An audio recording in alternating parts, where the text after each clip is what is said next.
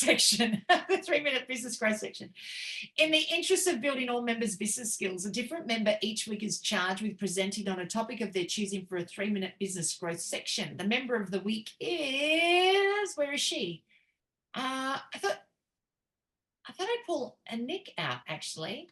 Anick, you've been away for a while, but you've come back. So I'm sure that you've picked up some sort of business tip in the meantime. Either it's one that you think is great, or it's one that you think is terrible and to avoid. I don't mind which one it is.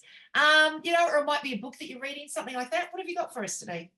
Oh my gosh, yeah, you put me on the spot right there. Yeah, I'm planning on getting you back next week. This is how I do it. To the soup. A business tip that would be good, I guess. Well,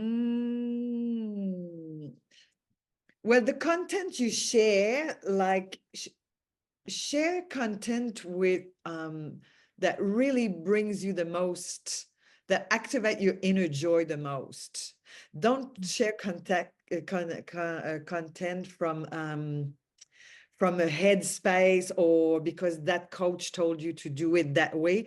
Really do it from a space of intuition, really following what your heart is guiding you, your intuition is guiding you to share, as opposed to, oh, I have to follow a certain model, because it's not aligned with who you truly are.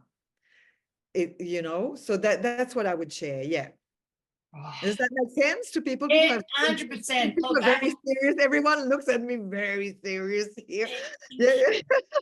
We need to do a dance or something, have a bit of a boogie to shake it all out. My gosh, too serious. Business is not serious. Business has to be fun. Business has to be, it's something that, like Misty, she's committed to her mission and you have fun doing it. You're still here. Like, obviously it's because you love it, because most people, they don't pursue. So, if we do it because it's hard or because we want to prove something to someone, to our mom and dad or our husband and wife or whatever, it's not going to work.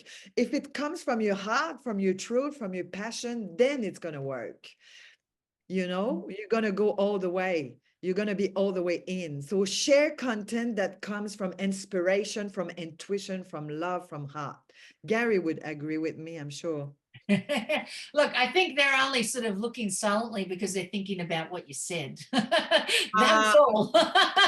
If you say something that makes us think, then we're going to be just silently going, oh, yeah.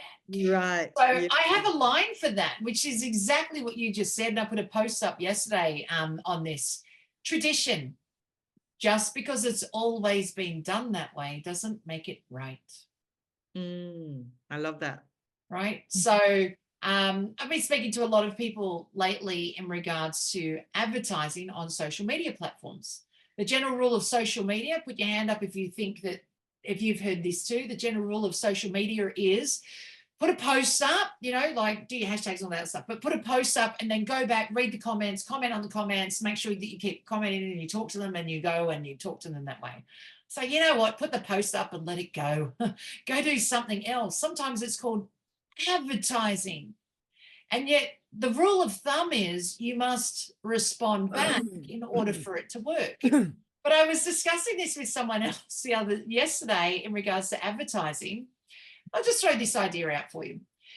Back in the olden days, before we had social media platforms, we had what? The radio, the TV, and magazines. So if you were to advertise on the radio, the TV, or the magazines, right, and then somebody saw that, can they write to you and tell you about it? Can they make comments that you know about it? Can you respond back to any of their comments? And since you can't, and the advertising works, perhaps we're not always supposed to pay attention to the comments because, hey, I tested this out. You get sucked into conversations you should never be having in the first place, but it is funny to watch what other people make conversations out of. I'll give you a little example. I put a post of mold up the other day because I've been teaching a group of, it's from a company called Nature's Defense, and they're a group of sales reps that it's a training company to teach cleaners how to specialize in mold kill and removal process. right? And I said, just put a picture of mold in a house up and then just write something and then just let it go so that your name gets known for that, mold kill and removal. So I put a picture of mold up, and then all I wrote was, have you got mold? Question mark. You've got a problem then. That's it. That's all I wrote. And then I had all these people write back in the comments to tell me how to fix my mold problem that I don't even have. To the point my little sister called me, oh, Missy, I've got a way forward for that.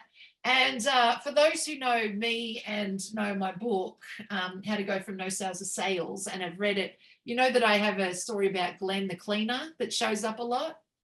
Her business partner, who clearly knows not me at all, wrote and said, you've definitely got a mold problem. You know what? Glenn's an expert at this. Here's his number. You should call him. I think he can help you. I thought, I teach Glenn.